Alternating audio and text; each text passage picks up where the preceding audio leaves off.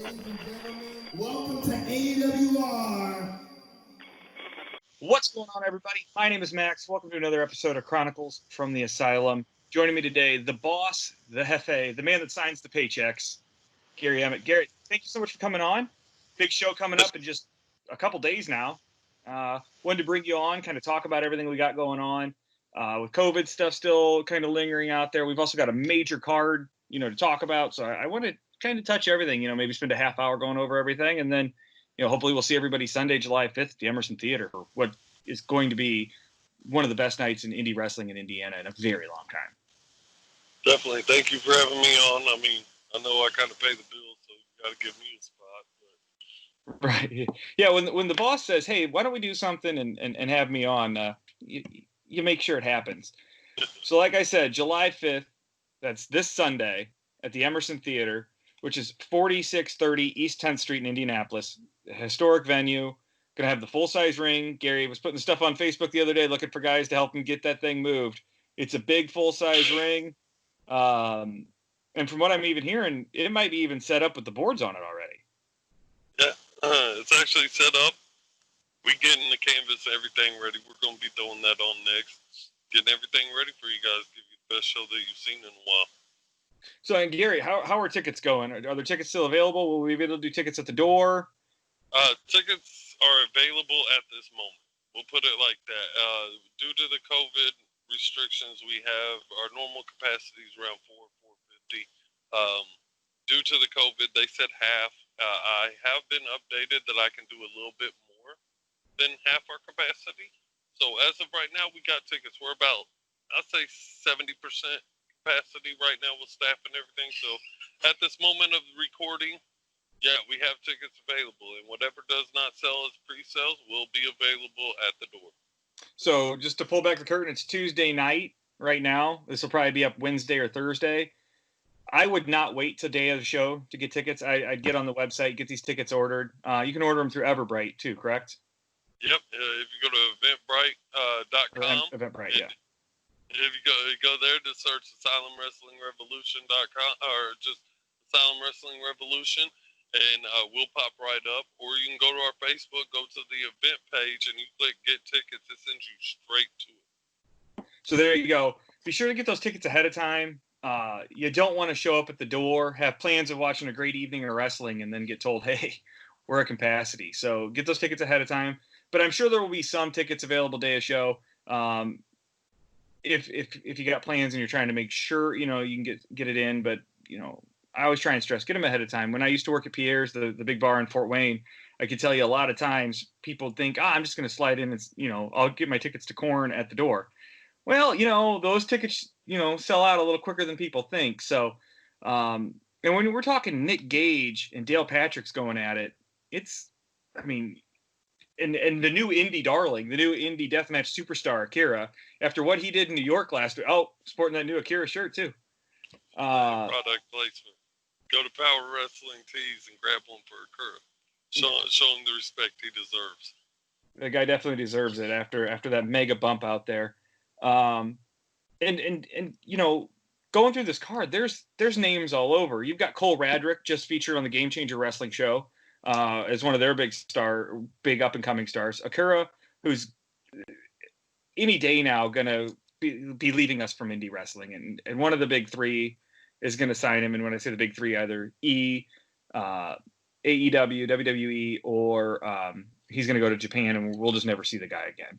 I don't think WWE is going to happen. If you follow Akira on Facebook, he's not a huge fan. But I got a feeling if they say, "Hey, we want you in NXT, and here's a big check," if you're stupid if you don't take it. But anytime now, I think Akira's headed there. So this might be one of the last times you have to see him live. You've got Drew Skills, the AWR champion for well over a year now. Justin Kyle, as Drew called him the last time he was on, the Bull Mastiff. Miles Morales, Dewey Wellington, Becky Idol, Charlie Cruel, Mega Mondo, and Vinny Ratliff as well. So the whole card breaks down. There's not a fish in this car or on the card. There's a whole bunch of sharks. You might not know some of these names yet, but I can guarantee you when you leave the Emerson Theater on July 5th, you're going to know everybody's names and you're going to have pictures of them all. So let's go first and talk about the COVID restrictions. So there is some COVID restrictions. You already touched on that. There's going to be some venue size limits. Masks. I know masks in Indiana after tomorrow, after the 1st, masks become in public places suggested but not required. What's going to be the stuff in the venue? I know Kerr and a couple of the other wrestlers have already said some stuff, but what's going to be the requirements at the venue? Okay, we're going pretty much with the state. We have the whole time. When we had to move this show, it was because of what the state wanted, and we're trying to make sure that we do everything. We don't have the mean guys show up to our show and try to shut it down, because I know our fans, we probably won't let them shut it down. But we're going to do the best thing we can to do that, and that's prevent it and follow the rules. Yeah, so, let's not have Indiana State Police versus AWR. That would be... That'd be a bloody mess. It would be a riot. Might still come out on top of that one, but I'm gonna have my 6-year-old at the show, so I really need that not to happen. You know, I do have Justin Kyle, and he is that motherfucker. So I ain't really worried. I'm not really worried too much. But just so we don't have to scare Max and his 6-year-old son, we're gonna definitely ask that the masks are recommended. Not going to force anybody, except when it comes time to meet the wrestlers. Wrestlers have all spoke to me, and they've all let it be known that they want to follow a little bit extra, because this is what they do. This is their livelihood. So we don't want to risk them and put them in harm's way because a fan wants to be face-to-face with them. So if you go and meet the wrestlers either at the merch table or around the ring during intermission when we got the concert going on, masks will be required. We do have a meet and greet with Nick Gage. And if you want that picture with Nick Gage and you want to pay for your meet and greet, which is only $20, then you will have to have your mask on. Now, we do have sanitation areas set up. We have social distancing with either you can sit alone, or you can, if you come with a group, we will allow you to sit shoulder to shoulder with the group that you came with. We'll not do like other promotions and try to sit wrestlers or fans side by side all the way through the show, because that's not the requirements. Whatever we have to do, we are going to abide by those. And here's the thing, guys, too. The Emerson Theater is a venue that routinely makes money for the owners of the theater. They're allowing us to have a wrestling show in there. These wrestlers, all of them have the 100% right to say that they don't want to do meet and greets. They don't want to come out and meet the fans. They don't want to sell gimmicks. All of them are willing to do this. Let's respect the rules and the stuff that's being asked. Ultimately, I have a job to go to on Monday. Most of the workers have jobs to go to on Monday. No one can get sick and afford to get sent home for 2 weeks, or even worse yet, I don't know if you're seeing, but it's happening to healthy 35-year-old males, which I happen to be. They're going on ventilators. So let's, if you're going to be around anybody, wear a mask. I'm not going to sit here and preach. It's not my job. I can tell you that I will probably not be wearing a mask when I'm doing interviews. But aside from that, I'm going to have a mask on. Like I said, my 6-year-old's going to be there. His last is going to have a mask on. He'll probably take it off more often than he should. But, he's going to have a mask on. If I can get my 2-year-old to wear a mask when we go into Walgreens and wait on a prescription for 20 minutes, you guys can wear a mask during a wrestling show. Most of us are, I said this on the last podcast as well, most of you guys are deathmatch wrestling fans. Most AWR fans are big-time deathmatch fans. We've all been to these shows where there's a million light tubes in the air and the mercury smells getting you and everything, and you're wearing a mask anyways. This is no different, except it's much better. You're doing this as a non-selfish reason. You're trying to prevent people from getting sick, because it might not be me, it might not be Gary that gets sick, but I got my grandpa's still alive and he's like 88. If I take that to him, he's going to die. So let's think about that kind of stuff. We all got old people we care about. So yeah, Nick, let's talk about that next. Nick is doing a meet and greet, right? Yes, he's doing a meet and greet. You get one photograph with him. You will have to have your camera. This ain't the old school days that I carry a Polaroid around with me. Have your camera with you, and you get one autograph on either a flyer of the show, or if you have your own item that you'd like to bring to get autographed. He will do one autograph and one picture with each fan. And if I can make a suggestion, if you're going to take a picture with the King Nick Gage, bring you a bandana to do that. Then you got your mask, and you and Nick can be wearing bandanas together. How badass of a Christmas card is that? Gang affiliated. MDK for life. Just saying. So let's kind of go through the card. We'll start off with the curtain jerker, which is gonna my vote for match of the night is going to be Miles Morales, Cole Radrick, and Dewey Wellington.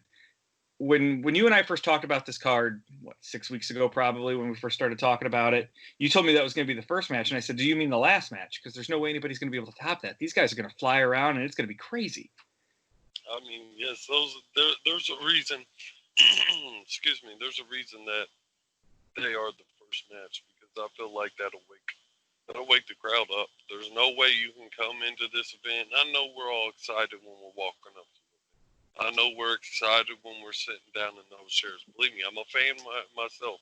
Along with the promoter, you will see me at other independent shows because I love wrestling. You're excited, but that first match always sets the tone for the rest. And I agree with almost 100% with what you said. It's going to be very hard to top that DLC match. I gotta ask you to sit still. You're gonna make everybody seasick if they're watching this on the rocket. I'm sitting over here. I'm like, why am I getting queasy? Oh, because Gary's got a boat pulling on over there. You're not in Florida anymore, brother. You're back I got the boss chair going right now. Listen. We're talking business, so I get going.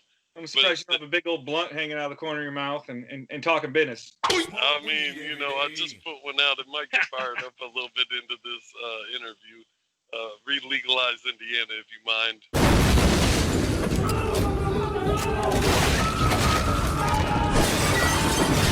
Anyway, the DLC match is going to tear the house down. I will let it be known as it was being known in Miles' promo video. It was set up to be Miles Morales versus Dewey Wellington in a DLC match.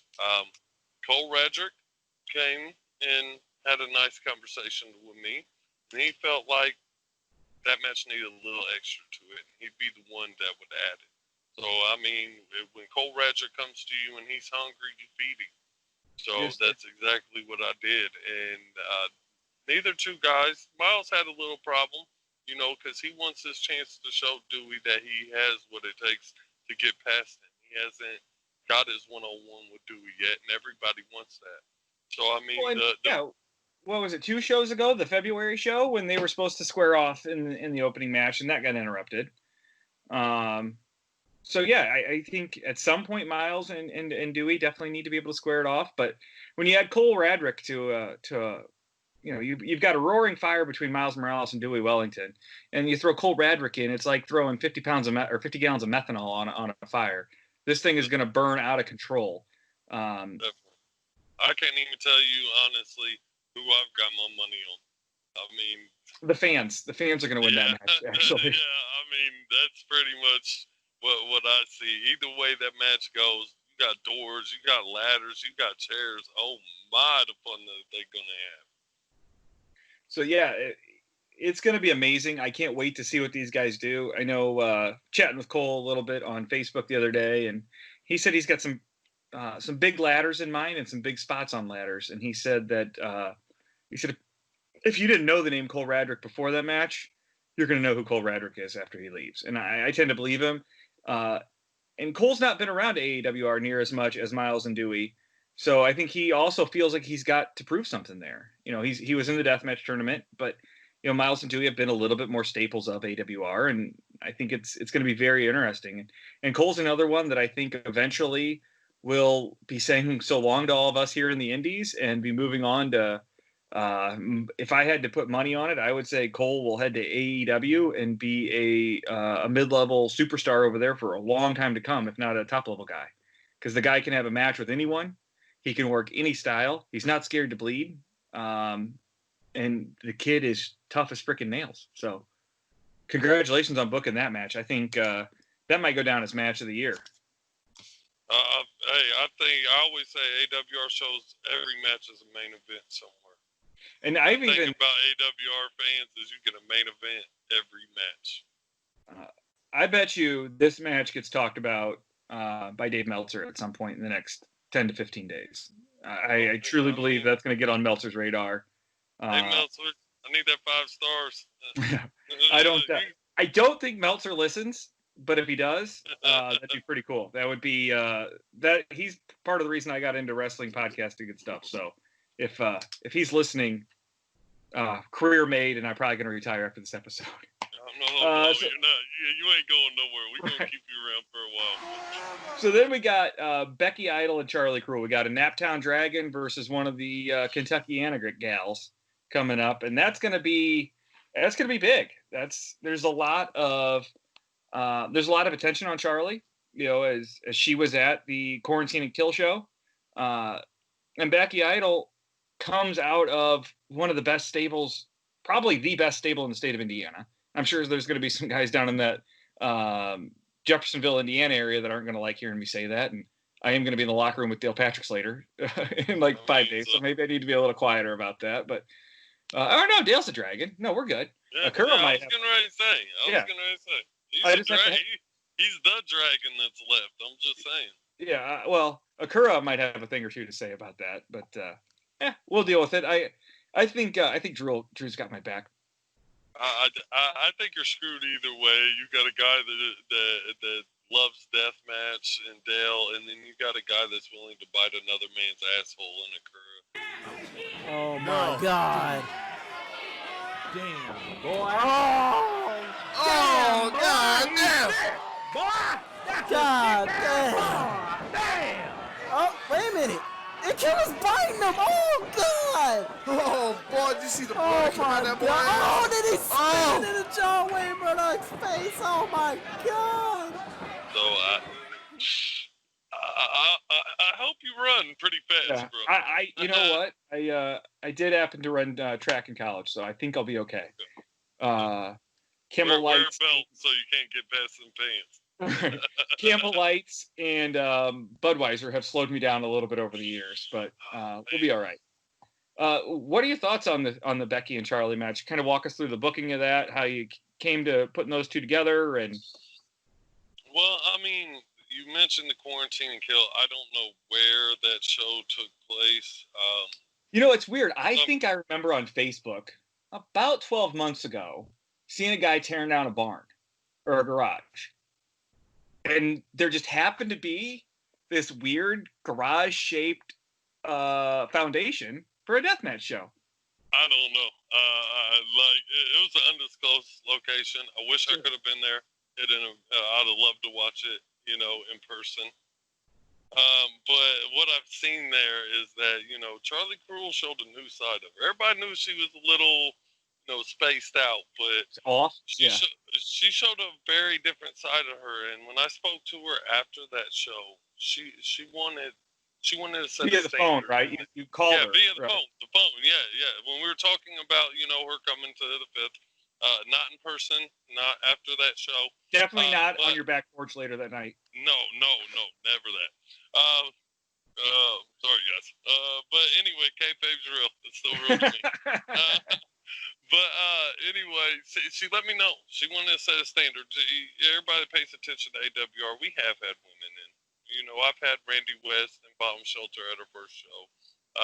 We had Charlie Cruel at our second show, which was in October 2 years ago. Holiday Hell with Al Snow and Drew Skills. She was there. We had Becky Idol and Nashay last show. Well, when I spoke to Charlie, she wanted to set a standard, and she felt like the perfect person to set that standard with was going to be Becky. And Becky is not just someone you walk over. The challenge was put out, and Becky jumped on it. Like, as soon as I told Becky, I didn't even get time, she replied instantly and let me know, let's go. I'm ready to go to war. So with her being trained by who she was trained by, I have no doubt in her. If I did, she wouldn't be an AWR. So I know that she is not a woman to mess with at all. But if there was someone that could stand their ground with her, it's definitely going to be Charlie Cruel. And I think it's going to show a different side of Becky. Very cool. So then we roll to the first death match of the night. And we got a couple guys that maybe not everybody knows about, so we'll have you give a little background on both of them, too. We got Mega Mondo and Vinny Ratlock in a water jugs death match.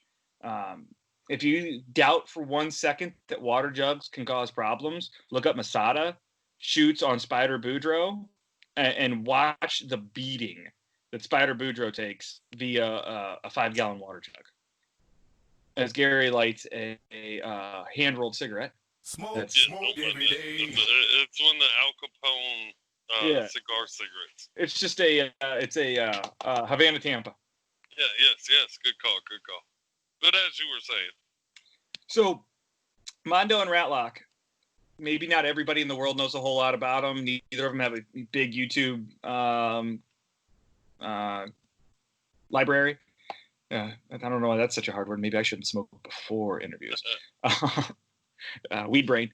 Anyways, neither of them have those huge YouTube libraries. So tell us a little bit about both these guys, what you kind of expect to see, and again with that booking, as the deathmatch scene in AWR has shifted a little bit. We used to have a fairly top-heavy deathmatch scene, and then we had the tournament, and that kind of sorted out and let kind of the men separate from the boys a little bit in that deathmatch world.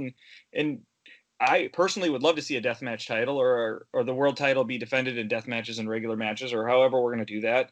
I love the old CZW barbed wire title. And they used to have the old brass knucks titles in the Southern promotions and stuff. And, a title, I think we got to start, in my opinion, narrowing it down and figuring out who these contenders are for when the next tournament comes, when seeding comes down. And also, if there is going to be a barbed wire title or something like that coming along, we need to start separating who's, the corn from the chaff, as the farmers say. yes. I mean, to speak on the title situation, the titles will be in AWR. Let it be known, any title will be defended in any type of match that the champion and the challenger thinks fit. I have no standard for any title. If Drew Skills, I guess if I pay him enough, I'm scared he might bring a gun from what he said during the interview, so I'm going to definitely have to have security step it up. Have him But pet if now. if Drew Skills wanted to do a death match for his title, he's more than welcome to. I know he won't. He is a wrestler. He lets that be known that he is a wrestler. But if that title As he puts it, he's the only AWR wrestler trained by the WWE. I mean, he's the champion. I can't say that's a bad thing. I mean, he's been the champion since the title came in. He's undefeated before that. Drew Skills is undefeated the whole 2 years that he's been here, that the company has been open. And over the last 20 years, if you go to Wrestling Data or anything, Drew doesn't have any losses. He's got like 6 losses or 7 losses in 20 years. Yeah. The guy is a legit killer. He used to go over to Ohio and just, dominate people for 3 weeks and then come back. So the dude's legit. Yes, he is. And I mean, even more with who he has behind him. He has Justin Kyle behind him. So, I mean, that right there in its own right. A full mastiff right there. Yeah, that's a dangerous situation waiting to happen.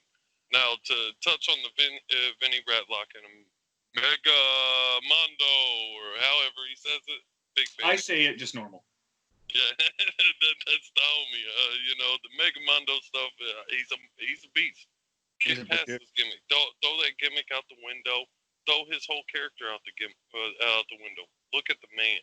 The man himself is a monster.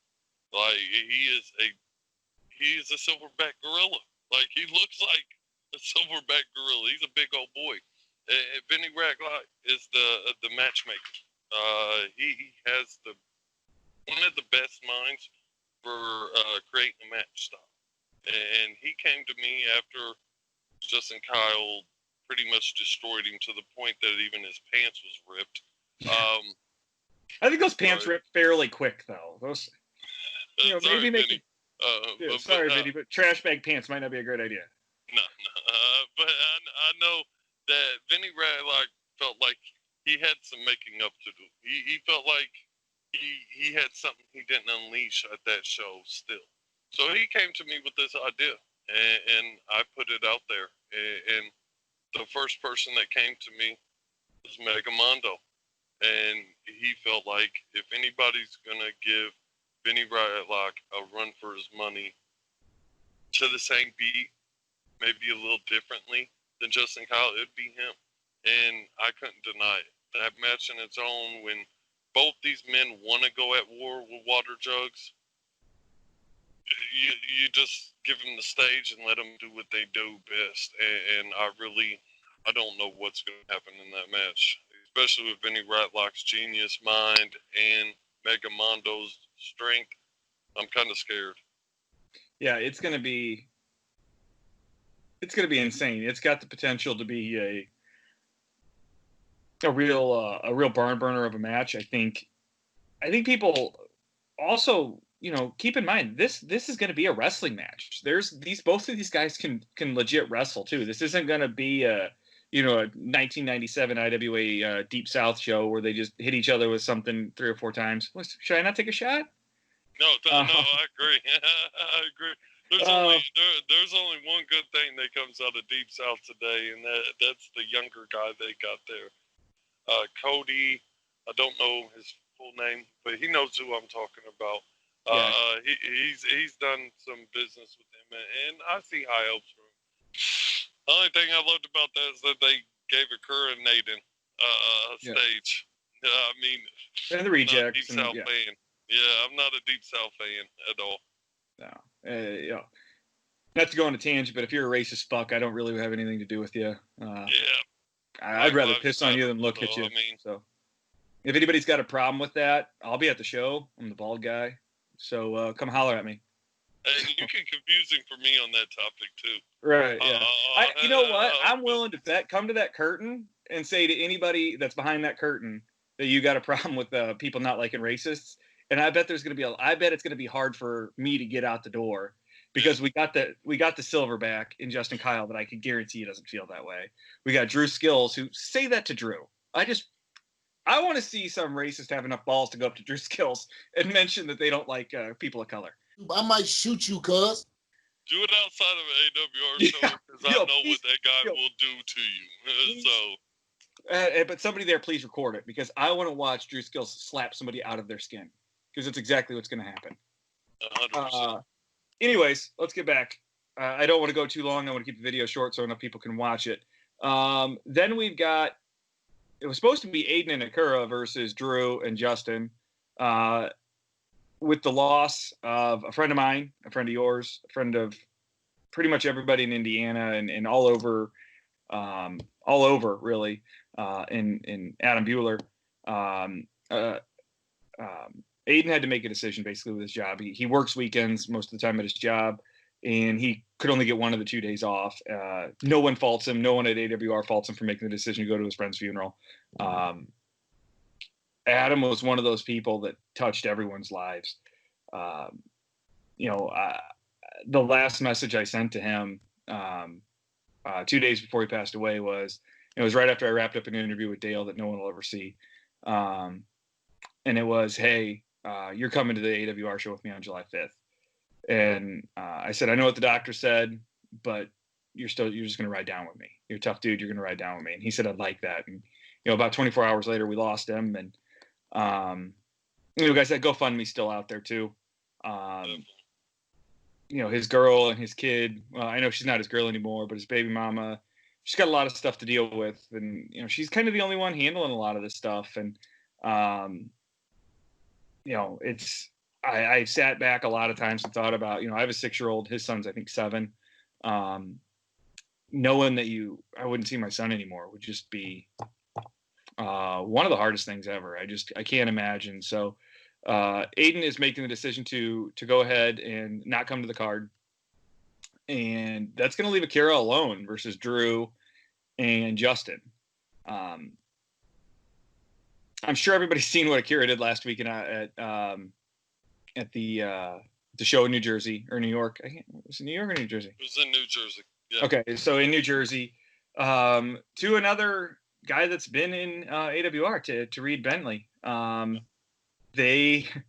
joked with Akira on Sunday after I saw that. I'm like, well, you're a superstar now. It was nice getting to talk to you, and we'll see you July 5th, and we'll probably never see you again after that. But he's got that number 1 contendership to him.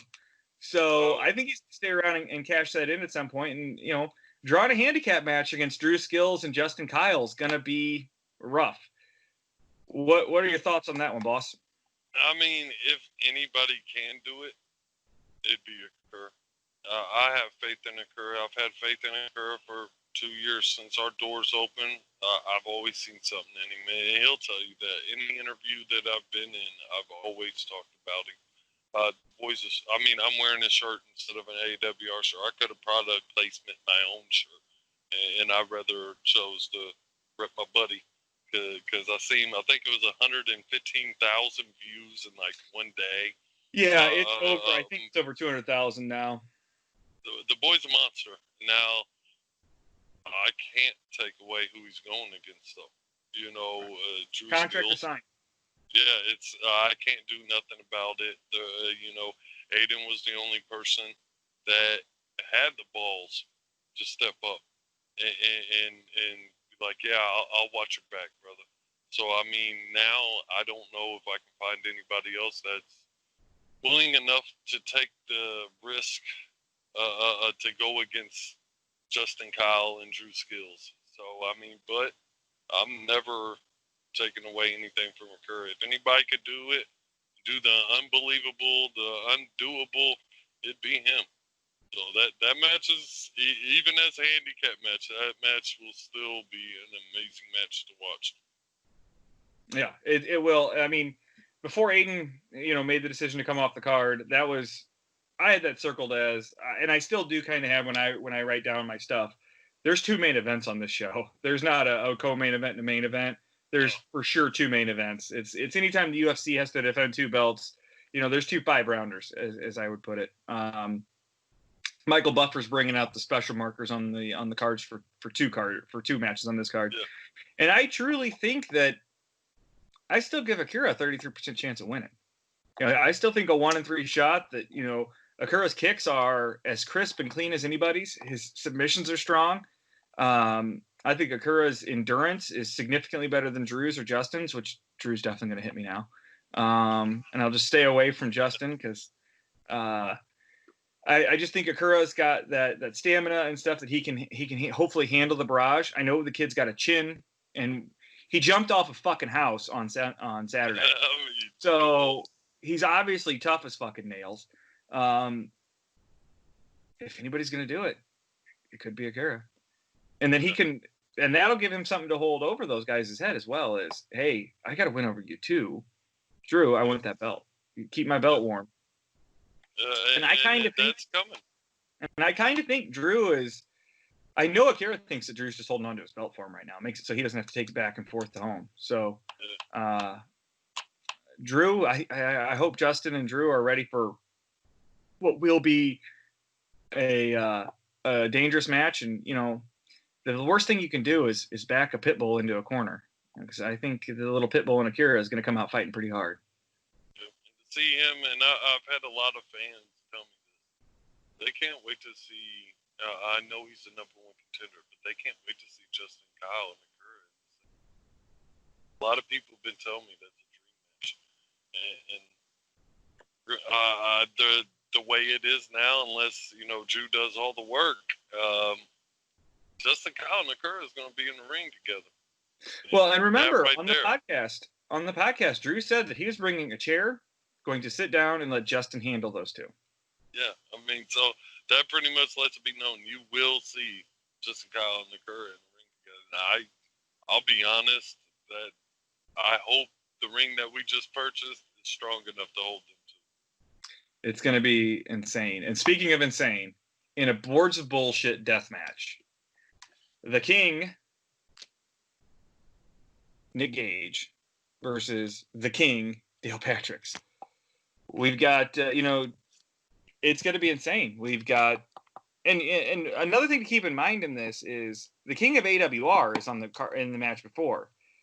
And he wasn't overly thrilled to hear somebody else calling themselves the King coming into his backyard either. So you've got Drew Skills in the back with the King, Nick Gage. Dale Patricks were in his backyard.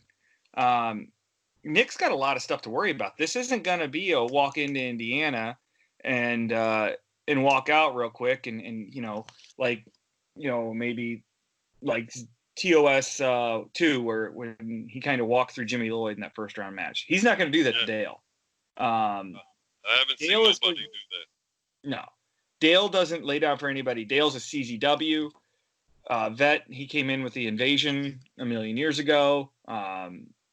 He's Dale's done a lot. Well, a million years ago. What was it? 4 years ago. It seems Those like old guys 4 years ago is a million years ago. dude, it's 2 kids ago for me. So Yeah, that's what I was gonna say. Well, my oldest was only 8 then, but yeah. I'm gonna have my second one's popping or my third one's popping to any day. So yeah. Yeah, I saw that on Facebook when you're like, she's ready to go. I'm like, he's gonna have a wrestling card and a baby on the same day. That's what I think's gonna happen. I told her she's gonna have to hold them legs closed or something. We're gonna have to get past the 5th. Me personally, what we were just on, I cannot miss Del Patrick versus Nick Gage, and then I have a baby. So they're really trying to pull my heartstrings right now. Well, I think July 3rd's a good day. My daughter, my 4-year-old, she'll be 5 on July 3rd, so maybe July 3rd. Go for July 3rd. Then we can start doing like shared birthdays and stuff. Yeah, for sure. I mean, I'm a couple hundred miles away, but we can make it happen. We can do. Oh yeah. We can make it happen for sure. There'll be some rednecks from all over the state of Indiana getting down on that one. That'd be a good one. That'd be awesome. I'll bring the drag car down. Go to. It's still IRP to me, so we'll go to IRP. It'll always be IRP. Yeah, I don't care. What's it called? Lucas Oil Dragway now. It's IRP. When I was 7 years old and went in the first time it was IRP, it'll always be IRP. Yep. 100%. But yeah, I mean, in the board's bullshit match in Indianapolis, you got the king of death matches in Nick Gage versus. I mean, he's got to be one of the toughest guys in the Midwest for sure. In Dale, the Lord of the Yard. He controls Indiana, as you said. That's his yard. When this match came up, when I knew Nick Gage was coming in, there wasn't no other name. Because to me, and everybody knows because of the tournament, to me, there is no other king in Indianapolis' death match than Del Patrick's. He earned that right with the first death match tournament in 12 years in Indianapolis. Del Patrick's went through everybody. He went through one of his trainers, Isaiah. He went through his father, Corporal Robinson. He went through past arch nemesis. He went through a whole different line of hell to prove his, ground here in Indianapolis. And not to mention, he won a tournament that had, hitters everywhere. It's not like, even the guys he was wrestling had to get past, some people would say, well, Corp is a legend, but who did he beat? Corp beat everybody. Corp was still on top of his game. He went through a very, very tough Corp. He went through Slack. He went through Marcus Crane. He went through G. Raver. He went through Alex Herzog. That's not somebody you go through. He went through, I do believe that was a 3-way. So then he went against Dale in the finals right after his match. Like, he didn't even have time to rest after his match. He came right back in, and him and Dale went at it again. So, Dale's not soft. Dale's got tournament wins. I can't think of all the tournaments, but has he won a King of the Death match as well? I think. I don't follow. I think he won the year after John Wayne Murdoch did, but I don't know off the top of my head. And I know he was booked to be in a Cage of Death, but DJ fucked that up. I think DJ and several other people also in the state of Indiana that might have wrestling promotions fucked that up. But Dale's been around a long time. He's fought John Wayne Murdoch. He's fought Reed Bentley. He's fought Akura. He's fought all these guys. Nick is not going to have an easy out. And Nick Gage is Nick fucking Gage. If you've seen that promo from Dale, it shows Dale. It don't show no gimmicked up guy. It showed his heart. When he seen what Nick said to him, and Nick didn't pull no punches. Nick let him know what he was planning on doing when he come here. But you seen a different side of Dale. I seen the hunger in Dale I ain't never seen. And that's as a fan and as a promoter. I've never seen Dale this ready to go. I normally don't get pissed off. Truly don't let shit get to me all the time. But when someone says they're going to smack me around like a little bitch, kind of take that personal. Honestly, who the fuck do you think you are? You know, you said it best. You're stepping into my house, my hometown. You call yourself the fucking god? July 5th? I'm going to make you eat my ass. Then after that, you can call yourself my bitch. And I know Dale personally, and I can tell you that was the Dale I know personally. That was not the wrestler. Yeah, that was personal to him. When Nick said he was going to come in here and smack Dale Patricks around like a bitch in his own yard. I'm from Indianapolis. We take being from Indianapolis very close to our heart. And if you talk bad about our city, we tend to be very vocal and very forceful with our beliefs. And that's what you got from Dale. I mean, my conversation with Dale. Dale, I don't think Nick has ever seen this Dale. Well, and they've only wrestled once. They wrestled at the Backyard Show a year ago out east for Game Changer. And that's been it. You know, so these two have never really been able to do a true death match where they can show what both of them do better than.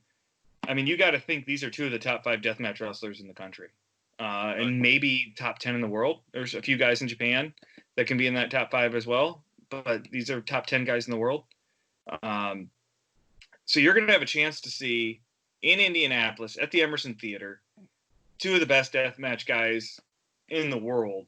For a cheap ticket, to be honest with you. If this has different letters as the acronym for the wrestling company, the ticket's probably $20 or $30 more for a card like this.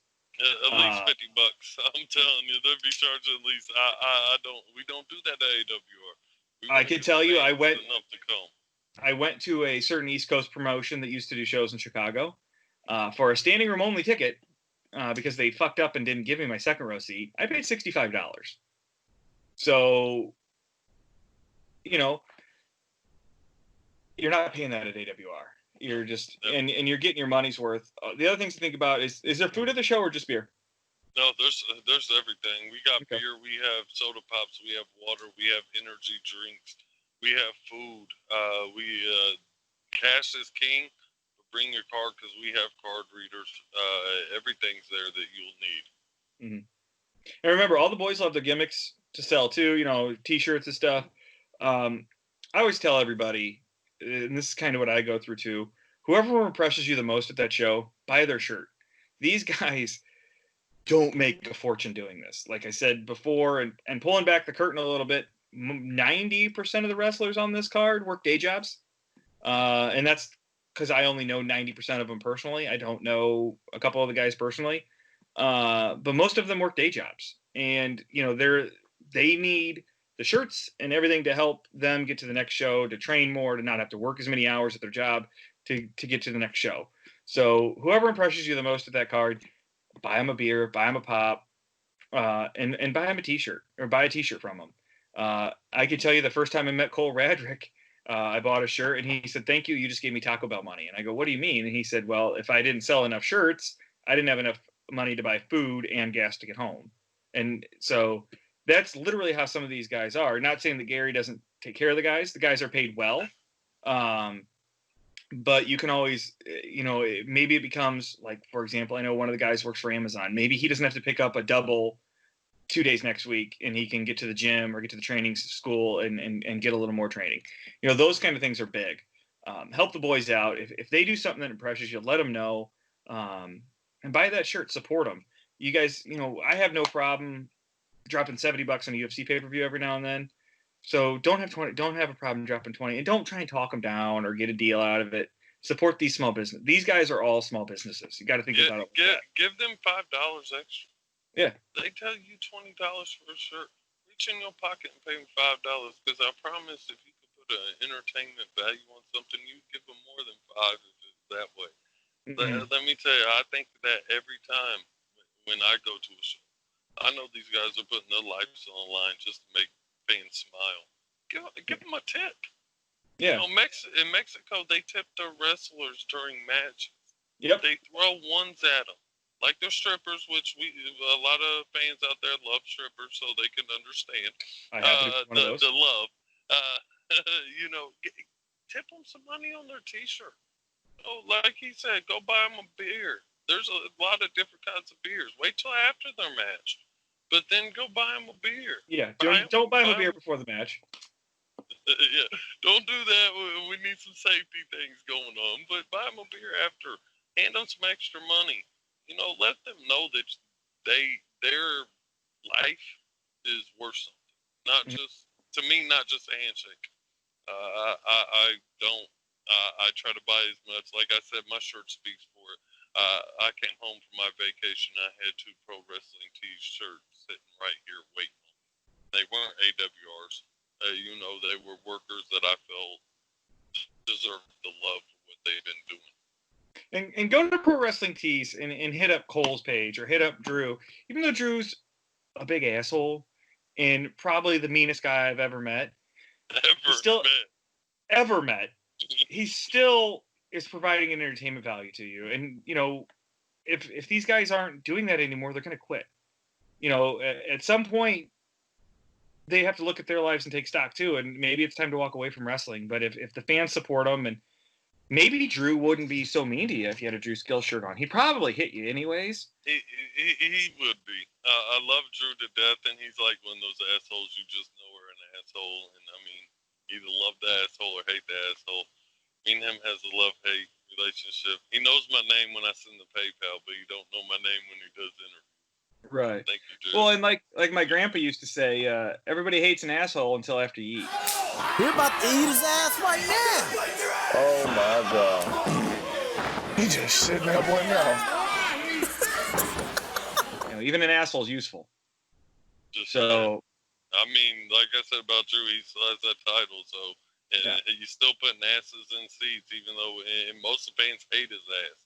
Most of the fans chant Drew's a pussy when he comes out.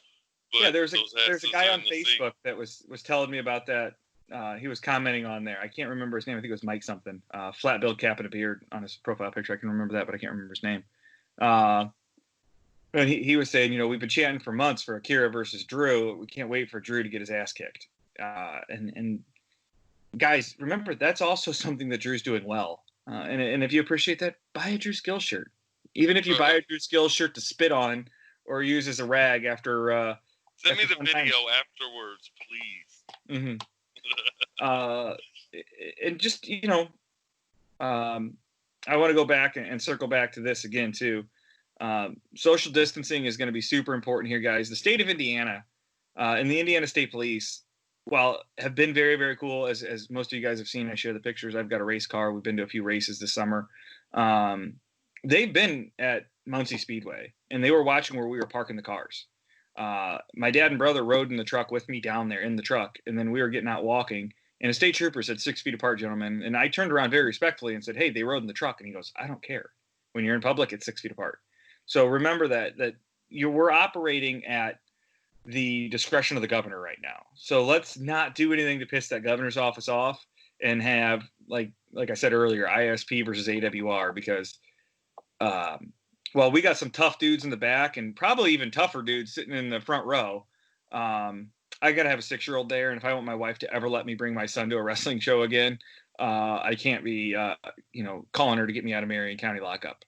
So I'll take care of the bond. Yeah. Yeah. That's part of it. That's in the contract, right? Anytime I get arrested, you got to bond me out in my truck. I got to put that in the contract here, and it's just how we live, I guess. So again, one of the prides of the Hoosier State, probably the toughest Hoosier right now going in the deathmatch world, Dale Patrick's versus the King Nick Gage in a Boards of Bullshit match. That's July 5th, this Sunday at the Emerson Theater. Ooh, easy for me to say. This Sunday at the Emerson Theater, 4630 East 10th Street. What happens is you start reading too fast and you see a typo that you made when you were writing your copy down, and your brain wants to fix it, and then you stumble all the way through it. Yeah, stumble all the way. Now, I will let me come in here. We'll also have Rathbone versus the Wanderer AC Riley in a bottle cap match. I had that written down and skipped it. Sorry, boys. And now I'm going to make sure we have they're the first guys you're going to sit down with both of them at the same Perfect. time. With the bottle caps before the match. And I've got bottle caps sitting in my pantry to bring down with me. So those two, that's a match a lot of people they're confused by. Like AC Riley is the guy that he's a monster. He got brought to my attention the day we announced the show because he's just a monster and he's from the wasteland. He knows about fallouts. So, he's known to bring some hell. And then everybody that's been to an AWR show has seen Rathbone. Rathbone set a standard when he took on the Kid, Joey Owens, and Taylor Myers. And he let his name be known. He was a little bloody when he left, but he left with the W. That's all that matters. So seeing those two go together in what could be one of the nastiest looking matches, because those bottle caps ain't going to be nice. I don't care who you are. If you drink beer, you've stepped on a bottle cap.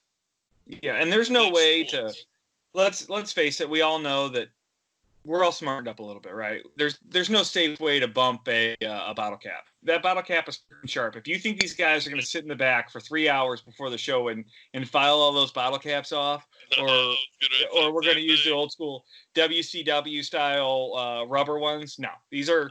I'm literally saving my Bud Light Lime bottle caps as we speak, and these boys are going to get hurt. They're going to get bloody. They're going to get beat up, and it's going to be a war. It's low key, probably the match I'm looking forward to most on the show. I think Rathbone has shown growth in every match, and I'm really looking forward to see where he's at on this one. So both of them are going to do something wild. I'm going to be watching. I'm going to be poking my head out every now and then watching that one. I might watch the whole thing. Because I think those two are going to be another set of monsters that ring's going to be hard to contain. Yeah, I think if you're in the front row, you might get a very sweaty, very large man in your lap at some point. And some of our friends also might like it, but it's okay. I mean, they're beautiful men, so right. Nothing wrong with that. And the other thing with Akira being there is, at some point, you got to think that Akira's going to go find someplace high to jump off of. There is some high places in that venue. Yeah, he and I already talked, and he said he's got, as he put it, some ouchie spots already figured out to help level the playing field. He said, when you got to deal with two horses like Drew and Justin, he's got to come up with some off the collar stuff. And he said, obviously those two aren't going to do a death match with him, which is kind of what he would want. But there's no rule against flying in a standard match. Just climb up on something real high. Yeah, we don't really use barricades either. So the fans, I'm going to let you know now, which you will be known at the show. You see some action coming your way, you might want to move. Get the fuck out of there. Yeah, I'll say it the nice way, but get the fuck out the way, because they are not going to stop because you're standing there. I've seen a cast get used. I've seen a crutch from a person that was in the crowd get taken and used. Yeah, I heard you had to buy that guy a crutch too. I mean, Goodwill's got him for cheap. He just didn't know. Well, shit. Now he might know. But get out of the way. And they knock your beer over, you're buying another one. Grab your beer, get your shit and move, because there will be people in the crowd. I will guarantee it, because none of these matches, even the women's match, that ring I think will even be able to contain. And the one thing I'll say is, as a dad who's brought his son to wrestling shows, I'm sure a lot of you guys have seen the image of New Jack walking to the back with a little boy throwing the X up at him. That's my son. My son's been to wrestling shows since he was little. When the stuff spills out, keep the kids further back. The boys will go out of their way to stay away from the kids, but sometimes it just happens. And the last thing you want is, probably the smallest person on the show is Miles or Dewey. And those boys are both 160 or 170 pounds. Yeah, you don't want your little kid kicked in the forehead by one of these guys. Keep the kids back once the stuff spills out. I know the kids want to get close. Trust me, I have a 6-year-old, like I said, and about to be a 5-year-old. They want to be right in there, but it's much better for them to watch from a safe distance. And again, wear a mask. It's just, I know they're not mandatory, but let's not be an asshole. Let's be nice people, and let's just everybody wear a mask. Like Akira and I said on the podcast with him. He and I are pros. We know what we're doing. At some points, we're going to take our masks off, but that's for the show. Most of the time, our masks are going to be on. Gary's going to be the same way. At some points, that mask is going to have to come off. So if nothing else, wear the masks for us because we can't. And let it be known, Vinny Radlock actually is going to have some face shields for sale. If you feel like the masks are not enough, you can head over to Vinny Radlock's merch table, and they'll have face shields for sale. So if you'd like to purchase one of those, because I'll have masks, normal, masks they hand out to fans. I'm not going to sit there and try to charge you $10 for a mask. Not doing it. If you don't want to wear a mask, that's on you. But I'm telling you, not be allowed to meet or come close to standing to a wrestler without a mask on. Unless they come into the crowd and then get out the way. But, make sure you wear your masks around people. I can't stress it enough. It's not mandatory, but I'm telling you, for health and to make me feel easier at night, wear a mask. Yeah, and I'm going to circle back to it. Like I've said, I have 4 kids. Gary has 2 kids with a newborn any day coming. A lot of the wrestlers have kids and people that really depend on them. We can't wear masks when we're doing our job at the show. It just won't work. So what we need is for you guys to help us out and wear your masks during the show. That way we can keep our family safe. And that way the state of Indiana will stay away. But we got 2 more things to talk about, and I'd like to try and wrap it up in the next 5 minutes. Keep this podcast right at an hour, and we can roll from there. So August 23rd, Rotten to the Core. That card's coming together. You already mentioned it's coming together. Nothing's going to get announced yet, but the card's starting to come together. Some guys reaching out, and we got some. You think all I'm gonna say is you think this show's huge? Just wait. There's a reason that we're rotten to the core around here. We're rotten all the way down. So we're gonna kind of show that the new standard in AWR. July 5th is starting. Lighten the fuse. I think the next 4 to 6 months, you're going to see AWR grow very fast. And I always say that, there's like 3 levels of wrestling. You've got AEW and WWE is kind of like the Major League Baseball. Game Changer Wrestling right now, ROH and Impact are kind of like AAA. And I think that we're in a position to post ourselves as elite AA very quickly, and then make a run at that AAA and be in that same talk with the Game Changer, with the ROH. ROH and Impact are owned by multimillionaires. Gary's obviously a multimillionaire as well. I almost said that with a straight face. But we're the Davids in this David versus Goliath thing. But I think with the people we have in place at all levels, between the guys that edit these videos and make me sound amazing, and the workers are already good, so they just kind of help clean me up. But to the production staff at the shows, the announcers, the ring announcer, and our wrestlers, we're positioned to be in the breath with anybody in the next couple of years. And we're a new company. We're 2 years? 2 years old. Wait till I'd say in the next 3 years we'll be up there. You will put AWR next to GCW. You will put AWR next to Ring of Honor. You will put AWR right up there. Hey, if I have my way, hey, Vince, get out of my way. But I can't wait till I quit my full-time job and just do podcasts for AWR full-time. I'm looking forward to that. We'll get there soon. So, and then the thing I keep hearing questions about, I asked you about off air, but I'm going to ask you about it on air too, is the deathmatch tournament. Everybody wants to know. I know COVID kind of threw everything off. We had this amazing deathmatch tournament planned, and that got kind of canned. El Caro was just posting the other day that he was going to get Supreme in the first round. Is that still on the table, or are we looking at 2021 for that? What are you thinking?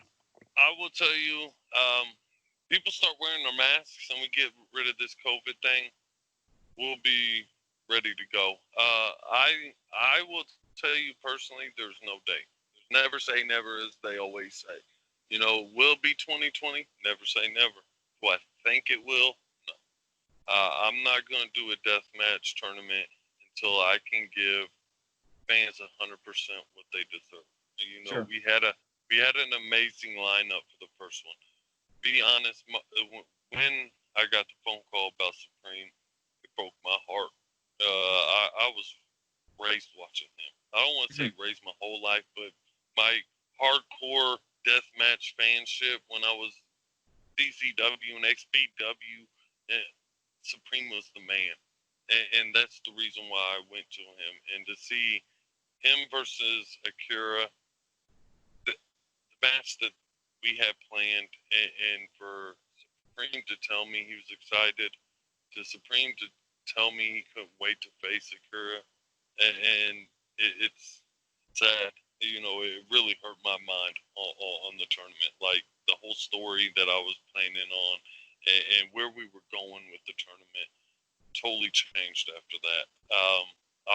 The only news I will release about the next tournament is it's kind of a downer, but it gives us a fresh start.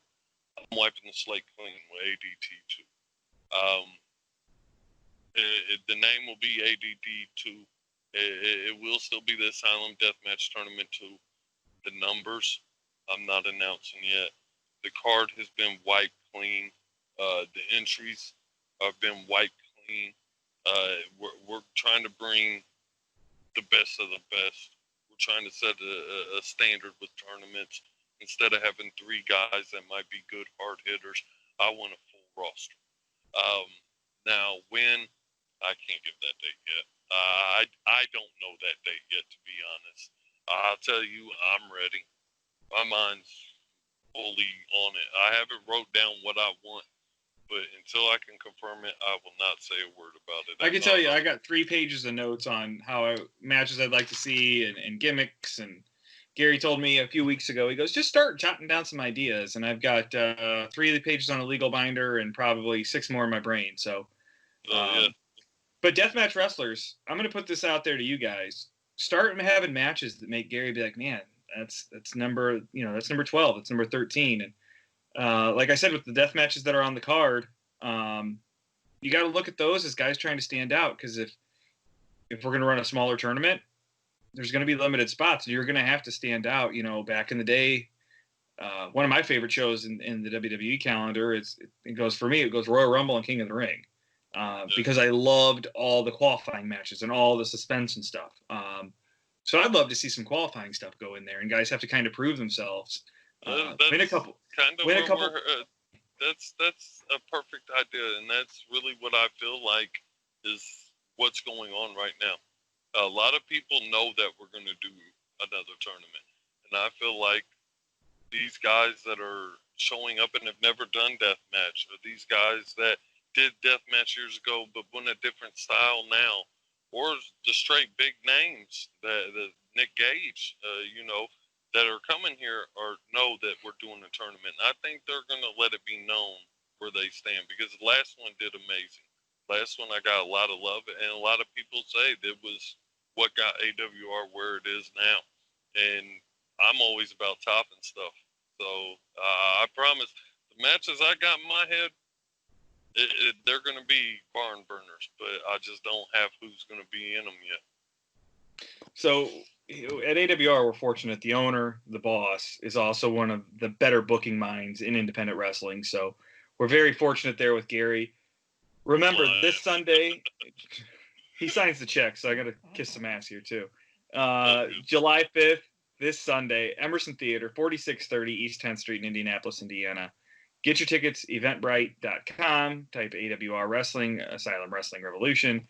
Put that in there, and you'll come up. Also, remember, we don't live stream. There's no live streaming, but the replays will be available on PowerSlam TV, High Spots, and then AsylumWrestlingRevolution.com through our streaming service as well. Which I need to get a username for that, Gary. I'm gonna have to holler at you for that.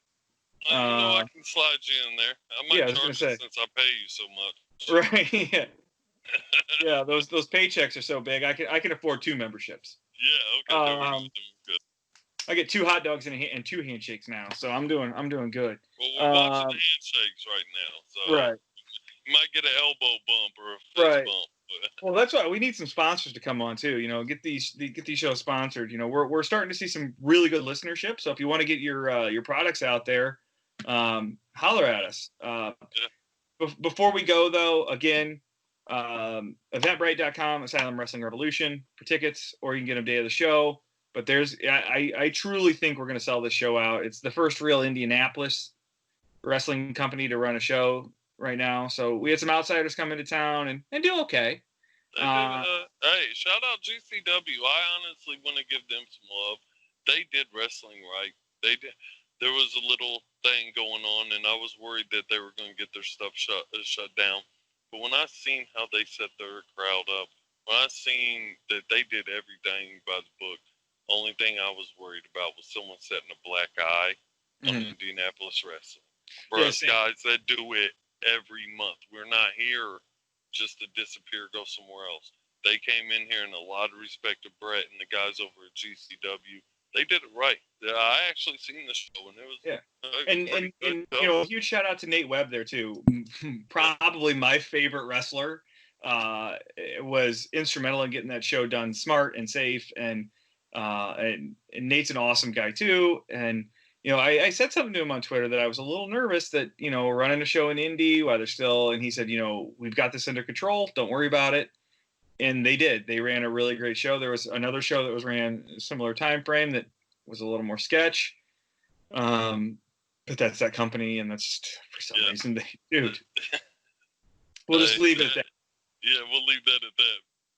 I don't want to get into nothing, but if something happens someday, something happens, I guess. I guess. I got a lot of love for a lot of people down there, so we'll just leave it at not. That's not how we want to do our show. We would much rather our show look like the GCW show where everybody's smart and safe. Our seats will be sectioned off.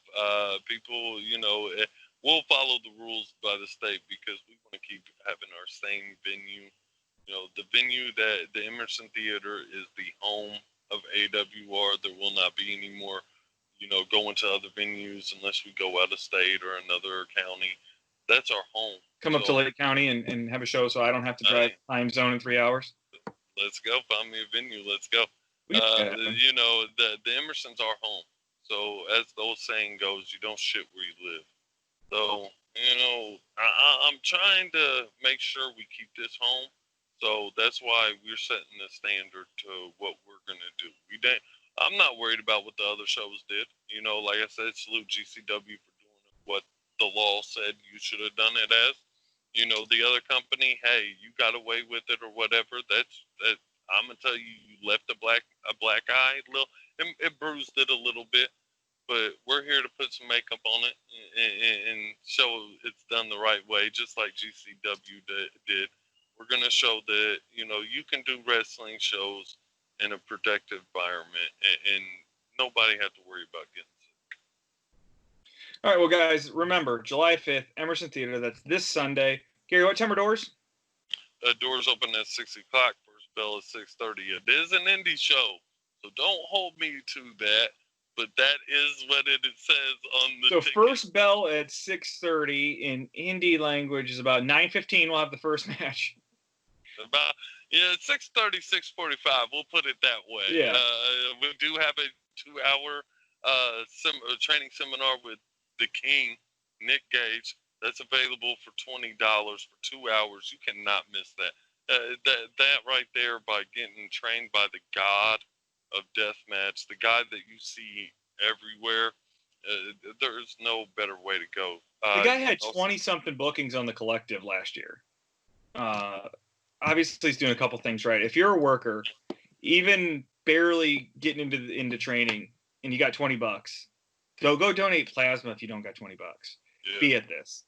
We'll allow, and I'll let it be known because I've been asked this many times since I announced the seminar. My inbox and phone has been blown up. We will accept people all the way until 3 o'clock. 3 o'clock, if you're not at the venue and you haven't paid your seminar or paying your seminar there, you won't be accepted. But get there. For my fans, we have the $20 meet and greet with Nick Gage. I mean, you can't beat the experience that you're going to have for the money that you're going to spend. I don't care any show. They can say it's a shot or not. You cannot go to another show and experience what you do at AWR for the price that you do.